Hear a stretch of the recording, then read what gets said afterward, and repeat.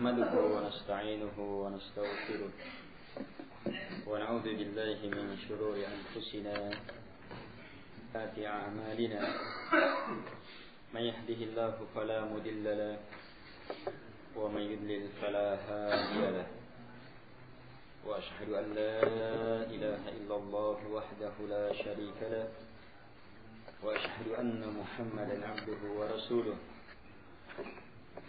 يا أيها الذين آمنوا اتقوا الله حق تقاته ولا تموتن إلا وأنتم مسلمون يا أيها الناس اتقوا ربكم الذي خلقكم من نفس واحدة وخلق منها زوجها وبث منهما رجالا كثيرا ونساء واتقوا الله الذي تساءلون به والأرحام إن الله كان عليكم رقيبا يا أيها الذين آمنوا اتقوا الله وقولوا قولا سديدا يصلح لكم أعمالكم ويغفر لكم ذنوبكم ومن يطع الله ورسوله فقد فاز فوزا عظيما أما بعد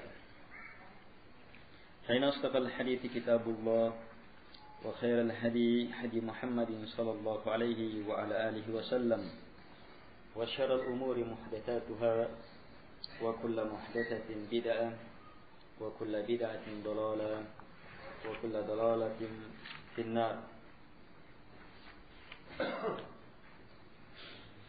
Lanjutkan pembahasan kita ke pembahasan bahwa Subhanahu wa ta'ala mencintai umat ini itu karena semakin sempurnanya penghambaan umat ini kepada Allah Subhanahu wa ta'ala. Dan dari umat ini yang paling sempurna penghambaannya adalah sahabat-sahabat Rasulullah Muhammad sallallahu alaihi wa ala alihi wasallam. Demikian ukuran penghambaan itu dilihat. Orang-orang setelahnya juga diukur dengan itu. Ketika mereka semakin mirip dengan para sahabat Rasulullah sallallahu alaihi wa ala alihi wasallam. Sehingga dengan memahami itu kita dapat mencermati kekeliruan besar pada orang-orang yang mengaku mencintai Allah Subhanahu wa ta'ala tetapi ternyata jauh dari nilai-nilai ubudiyah, penghambaan kepada Allah Subhanahu wa ta'ala. Kemudian lebih jauh kata beliau, wa fi kalami ba'di syuyukh, ada ucapan sebahagian syekh-syekh, mahabbatu narun tahriqu fil qalbi ma siwa muradil mahbub. Cinta adalah api yang membakar di dalam hati segala sesuatu selain muradil mahbub, selain yang diinginkan oleh dia yang dicintai. Yang diinginkan oleh dia yang dicintai. Iya. Tepat. Kalau salah dalam memahami, maka berakibat yang sangat fatal.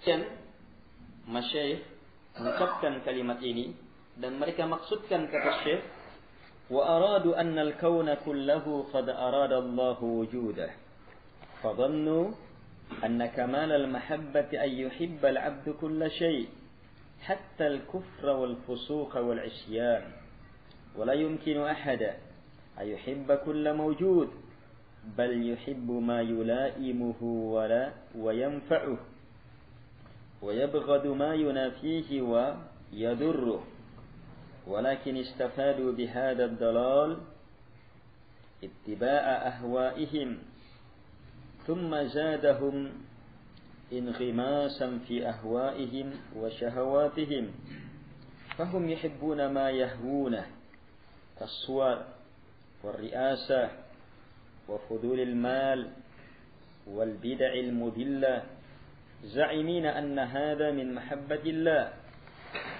ومن محبة الله بغض ما يبغضه الله ورسوله وجهاد أهله بالنفس والمال. وأصل ضلالهم أن هذا القائل الذي قال إن المحبة نار تحرق ما سوى مراد المحبوب قصد بمراد الله سبحانه وتعالى الإرادة الكونية في كل الموجودات. Kata beliau rahimahullah ta'ala, mereka inginkan dengan ucapan ini al-kaun, semua yang ada ini, semua selain yang diinginkan oleh dia yang dicintai adalah keberadaan ini. Kenapa? Sebab semuanya Allah inginkan keberadaannya. Mungkinkah ada kecuali setelah Allah Subhanahu wa taala inginkan? Iya. Mungkinkah ada tanpa Allah Subhanahu wa taala inginkan? Mereka inginkan ke situ. Sehingga apa? Kesempurnaan cinta adalah ketika hamba mencintai segala sesuatu. Katanya cinta adalah api yang membakar di dalam hati semua selain apa yang diinginkan oleh dicintai. Sementara yang diinginkan adalah semua yang ada. Berarti kesempurnaan cinta ketika hamba mampu mencintai segala sesuatu. Jelas ini? Ini sesat. Bentar dijelaskan. Sampai sebab segala sesuatu kekafiran. Kekafiran, kefasikan, maksiat. Semuanya pun ikut dicintai. Sebab Allah Subhanahu wa taala inginkan. Karena cinta adalah api katanya yang membakar semua segala perkara selain dari apa yang diinginkan oleh Allah Subhanahu wa taala. Sementara mereka memahami kalimat murad yang diinginkan di sini, kalimat yang diinginkan adalah yang diinginkan keberadaannya.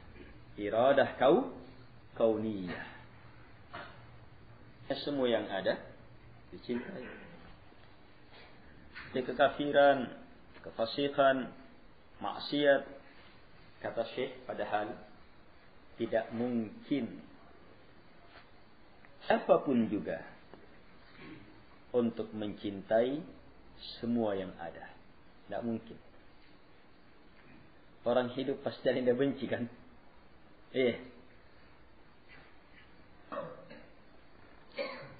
Bahkan manusia akan mencintai kalau hal itu mendatangkan apa yang dia inginkan. Kalau hal itu memberi manfaat bagi dia, dan dia akan membenci apa yang menafikan itu. Dia akan membenci apa yang mendatangkan bahaya, darar, sakit, susah bagi dia. Ini keadaan manusia. Terus kenapa sampai orang mengatakan seperti itu? Syekh jelaskan. Mereka mendapatkan faedah. Mereka juga mendapatkan manfaat dalam kesesatan ini. Apa manfaatnya? Sebab mereka merasakan nikmat mengikuti hawa nafsu mereka. Mereka cenderung kepada maksiat itu, kekafiran itu, kefasikan itu. Ini kan Allah inginkan. Itulah cinta. Dan dia rasakan enak mengikuti itu. Kemudian akan bertambah tenggelam. Kalau dia kelanjutan akan bertambah. Hal itu akan menambah mereka semakin tenggelam dalam hawa nafsu mereka. dalam syahwat mereka, akhirnya mereka pun mencintai apapun yang merupakan kecenderungan hawa nafsu mereka. Semuanya atas nama cinta kepada Allah Subhanahu wa taala. Bagaimana syaitan mempermainkan pikiran hamba. Ketika salah dalam berpikir, syaitan mempermainkan keinginan dan kecintaan hamba ketika keluar dari aturan. Mereka pun mencintai apa yang merupakan kecenderungan jiwa, hati, hawa nafsu mereka. Dia kasih contoh. Kaswa, seperti gambar-gambar. Dipahami gambar itu, saya sebutkan gambar. Itu menarik. Kalau yang arsitek, ya, ada gambar yang menarik. Kalau yang suka wanita, ada gambarnya. Yang suka mobil-mobil balap, iya, gambar menarik. Gambar, suara, tergambar atau tergambar di hadapan kita. Manusia itu kecenderungan. Warriasah, apalagi yang merupakan kecenderungan jiwa, ar-riasah, kepemimpinan, kekuasaan, menduduki jabatan ini. Apalagi fudulil mal. Iya, beliau langsung sebutkan fudulil mal, kelebihan harta. Sudah ada harta yang mencukupi dia. Tapi terus dikejar, dicari lebihnya ini. Fudul artinya sudah lewat dari apa kecukupannya. Kecenderungan hati, akhirnya dia mencintai perkara ini. Wal bid'ah, lebih mengerikan lagi mencintai bid'ah demi bid'ah yang menyesatkan. Ini semuanya menyangka bahwa ini mimma habbatillah, merupakan bentuk dari cinta kepada Allah Subhanahu wa taala. Padahal kata Syekh, wujud cinta kepada Allah adalah membenci apa yang Allah benci dan yang Rasulullah SAW benci. Bukan sekedar itu. Kesempurnaan cinta itu adalah justru mengerahkan segenap kemampuan melawan apa yang Allah benci ini. Pelaku-pelaku yang Allah benci. Menegakkan jihad dengan jiwa dan dengan harta, ilmu dan kekuatan menghadapi mereka. Lewat ayat fasawfa ya'tillahu biqaum yuhibbuhum wa yuhibbuna. Bagaimana sifat mereka? Adillatin 'alal mu'minin, 'izzatin 'alal kafirin, yujahiduna fi sabilillah. Ini sifatnya orang yang Allah cintai dan mereka mencintai Allah. Lihat satu sifatnya yang paling nampak, yujahiduna fi sabilillah. Mereka betul-betul bersungguh-sungguh mengerahkan segenap kemampuannya di jalan Allah Subhanahu wa taala. Jelas, ini sesat. Tapi di mana asal sesatnya? Syekh mengatakan, asal kesesatan orang yang mengucapkan ucapan ini, bahwa cinta adalah api yang membakar, yang melenyapkan segala sesuatu selain yang diinginkan oleh dia yang kita cintai. Kesesatannya adalah mereka memaksudkan bahwa yang diinginkan Allah adalah iradah kauniyah. Apa itu iradah kauniyah? Sudah lewat pembahasan-pembahasannya lalu. Keinginan pasti dari Allah Subhanahu wa taala. Kalau Allah inginkan pasti terjadi. Semua yang ada ini. Baik, buruk, jadi keimanan terhadap takdir. Baik, buruk, Allah Subhanahu wa taala inginkan. Semua yang ada karena Allah Subhanahu wa taala inginkan. Masyaallahu kan, wa ma lam yasha' lam yakun. Apapun yang Allah Subhanahu wa taala kehendaki pasti terjadi. Apapun yang tidak dikehendakinya tidak mungkin terjadi. Mereka memahami bahwa cinta adalah api yang melenyapkan segala sesuatu selain yang diinginkan oleh Allah. Yang diinginkan oleh Allah adalah yang ada ini. Kalau begitu, cinta adalah mencintai apa yang ada. Kalau begitu, semakin sempurna cinta, berarti semakin mencintai semuanya. Dari sinilah masuk kekafiran, itu dan semuanya. Iya. Kekafiran, maksiat, dosa. Kalau begitu kita cintai pula. Dan sejalan dengan maksiat, hawa nafsunya, iya. Sejalan di situ. Sesuai dengan hawa nafsunya. Iya, sesuai dengan hawa nafsunya. Dan dia rasakan enak di situ. Dan dikatakan inilah cinta. Tertib. Kata Syekh, "Lau qala amma law qala mu'minun billahi wa kutubihi wa rusulihi hadhihi al-maqala fa innahu yaqsudu al-iradah ad-diniyah syar'iyyah allati hiya bi ma'na mahabbatihi wa ridah fa ka'annahu qala tahriqu fil qalbi min al-qalbi ma siwa al-mahbubi lillah." Wa ma'na sahih fa inna min tamamil hubbi lillah alla tuhibba illa ma yuhibbuhu Allah fa idza ahbabta ma la yuhib كانت المحبة ناقصة أما قضاؤه وقدره فهو يبغضه ويكرهه ويسخط وينهى عنه فإن لم أوافقه في بغضي وكراهتي وسخطي لم أكن محبا له بل محبا لما يبغضه. Beliau rahimahullah ta'ala, kalau seandainya ucapan ini diucapkan oleh orang yang betul-betul beriman kepada Allah, kepada kitab-kitabnya, kepada rasul-rasulnya, maka pasti yang dia inginkan adalah iradah diniyah syar'iyah, keinginan Allah yang bermakna cinta. Allah inginkan kita sholat, ya. Allah inginkan kita sholat, ini namanya Allah cintai kita sholat. Ini syariat, iradah diniyah. Tapi tidak semuanya sholat kan? Ya, ini iradah syar'iyah. Syar'iyah semuanya Allah cintai. Itulah syariat. Allah turunkan syariat, Allah inginkan kan? Allah inginkan kita amalkan kan? Allah inginkan kita lakukan kan? Allah inginkan kita tinggalkan larangannya kan? Iya. Sebab Allah cintai. Ini namanya iradah, keinginan diniyah syar'iyah. Kalau orang beriman mengucapkan kalimat tadi, maka dia akan pahami keinginan yang dicintai di sini adalah keinginan syar'iyah. Berarti apa? Semua yang Allah cintai. Kan? Syar'i.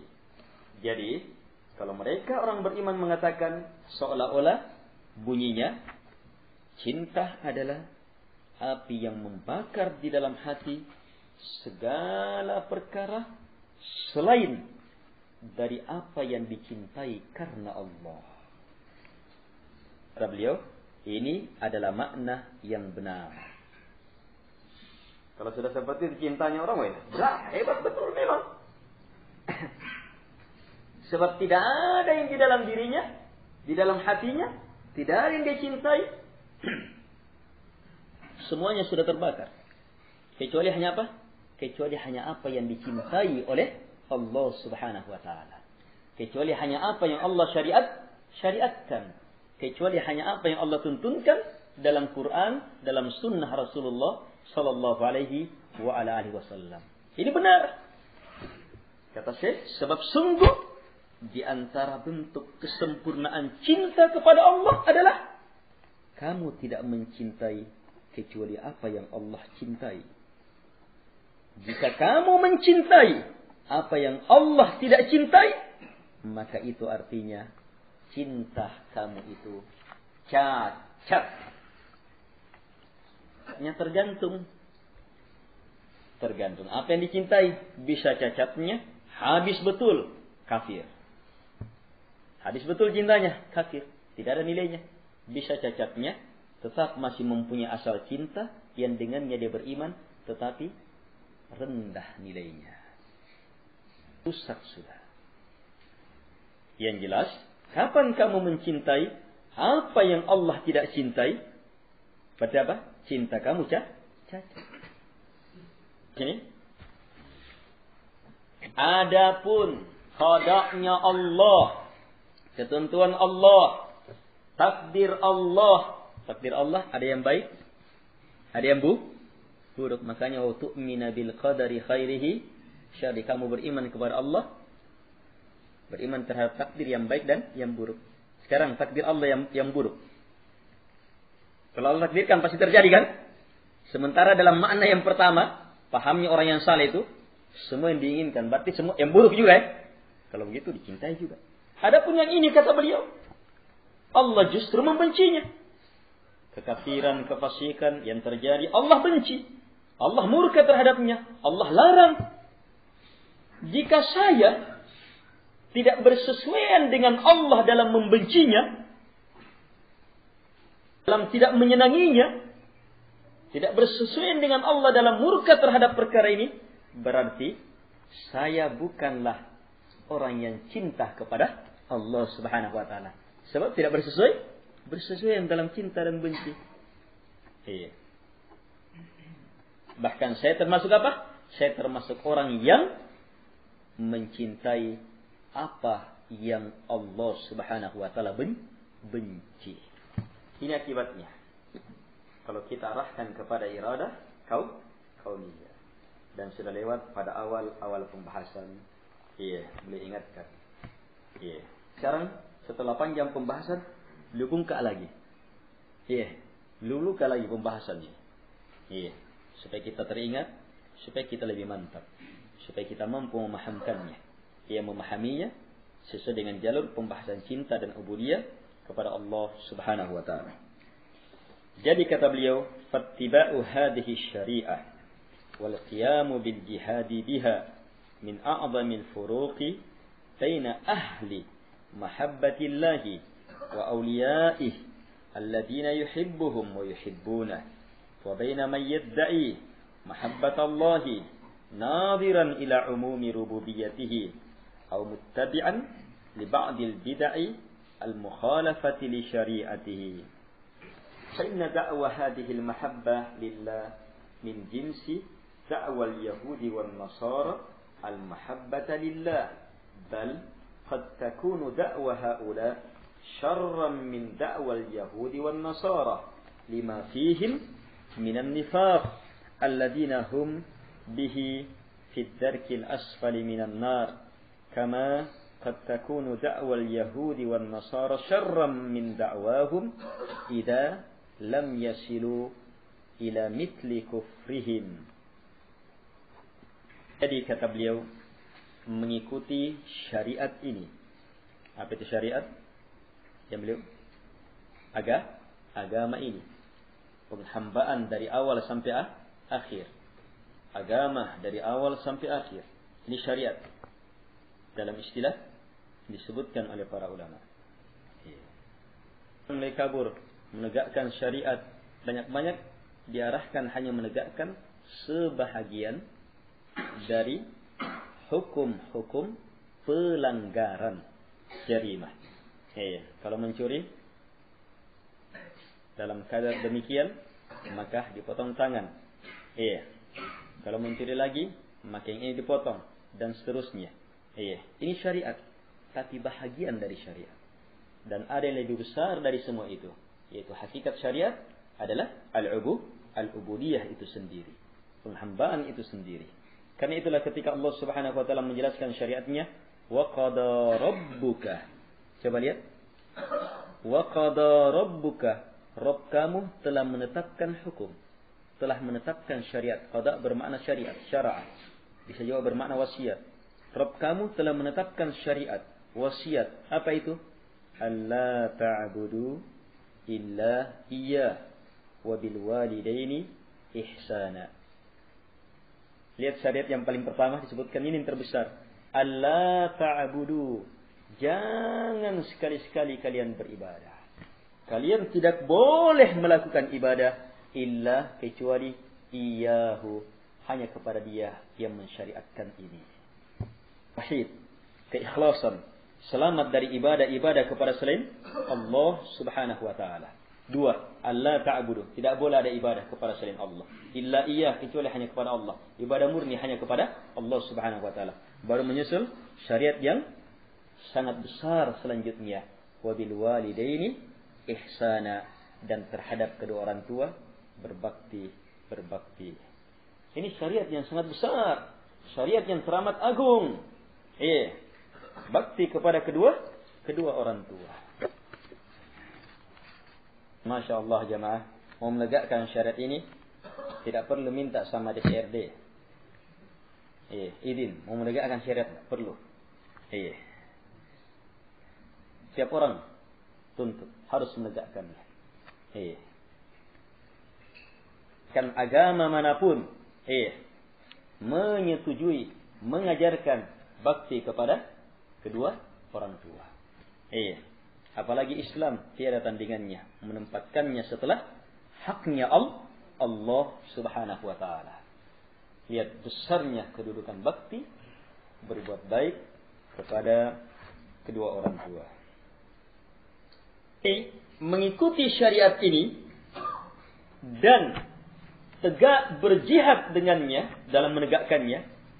Kita ikuti syariat, kemudian kita berupaya menegakkannya dengan semangat mujahadah. Apa jihad dalam pembahasannya lalu? Pengerahan segenap kemampuan sampai batasnya. Sepenuhnya. Sepenuh jiwa, sepenuh harta, sepenuh kekuatan, sepenuhnya. Kalau sudah lewat batasnya, barulah berlaku la yukallifullahu nafsan illa wus'aha. Allah tidak membebani satu pun jiwa kecuali hanya dengan kemampuannya.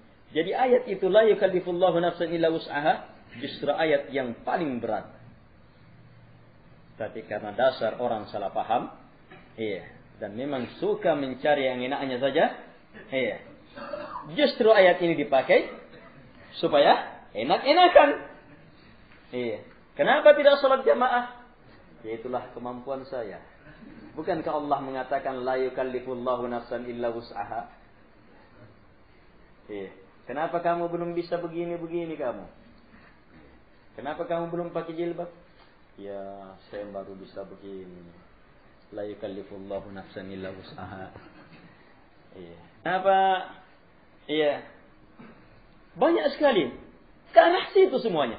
Padahal bukan karena dia tidak mampu. Dianya yang belum mau. Masalahnya dianya yang tidak mau. Coba dia mau.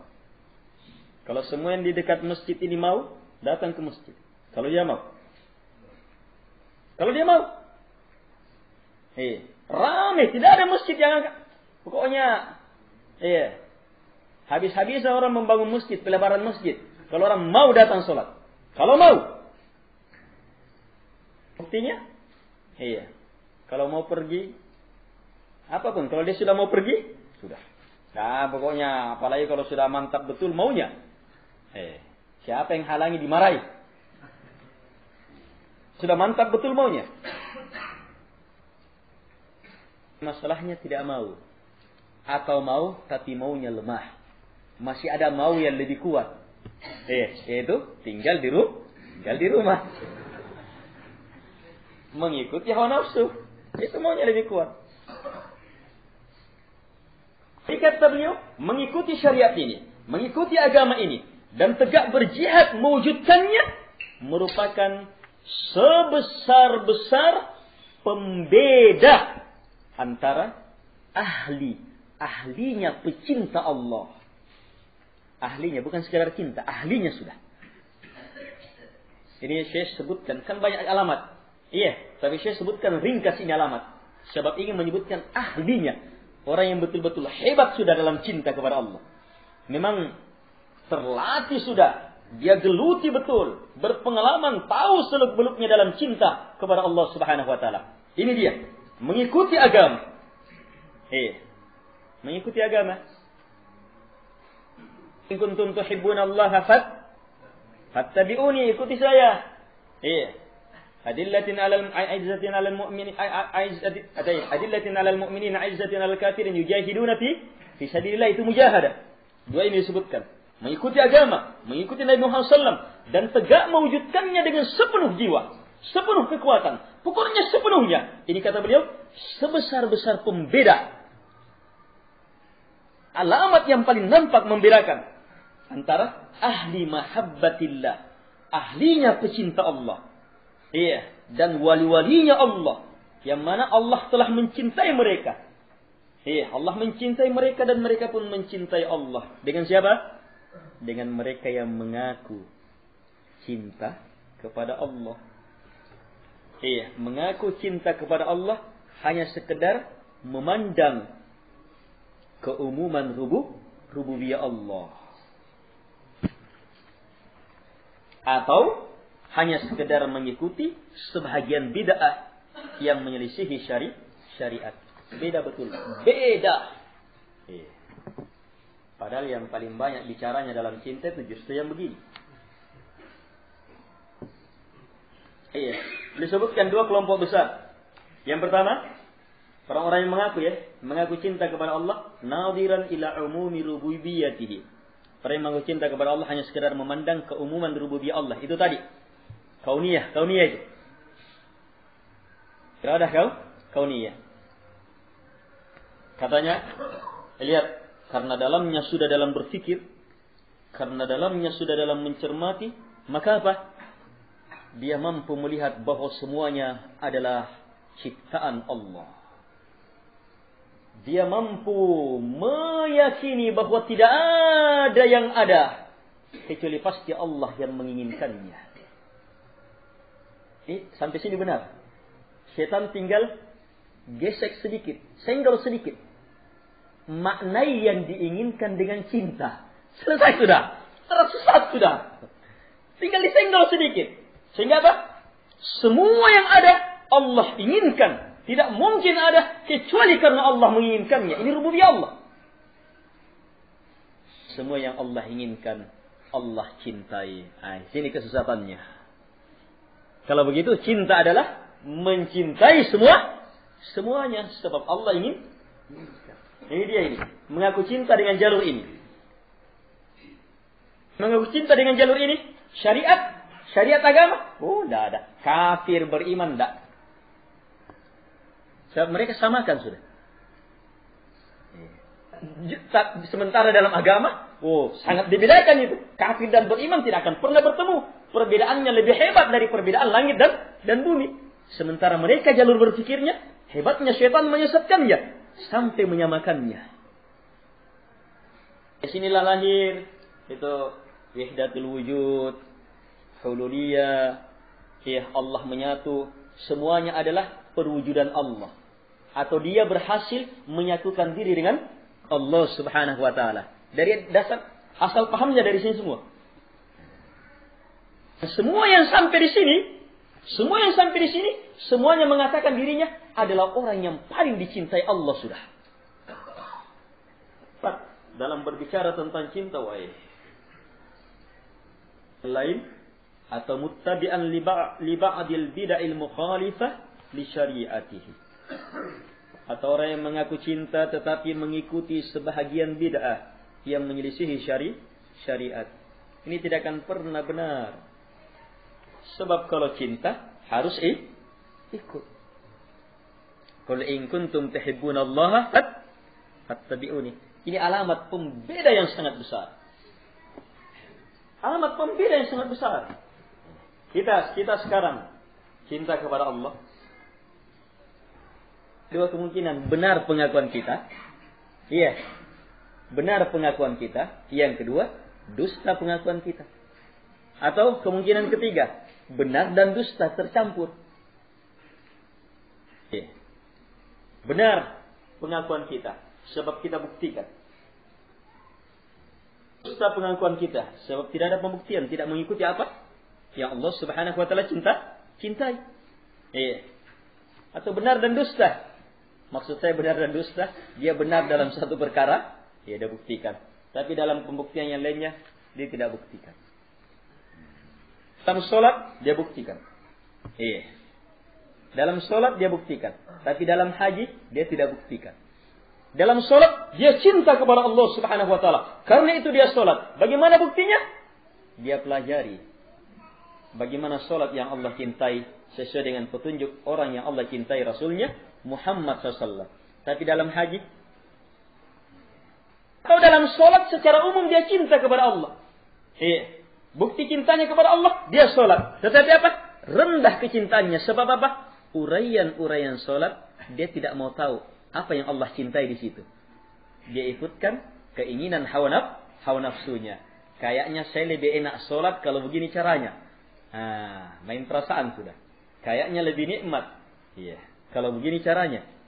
Coba kalau dia betul-betul cinta kepada Allah Subhanahu wa ta'ala, uraian-uraian sholat pun pasti dia ikutkan kepada apa yang Allah Subhanahu wa ta'ala cintai. Apa yang Allah cintai? Apa yang Allah turunkan berupa agama ini. Mengikuti syariat dan betul-betul bersungguh-sungguh mewujudkannya. Betul-betul pembeda siapa yang benar cintanya dan siapa yang dusta atau rendah cintanya. Sekian, ya secara ini cukup dulu. Saya tidak bisa terulang. Sekian bila subhanakallah.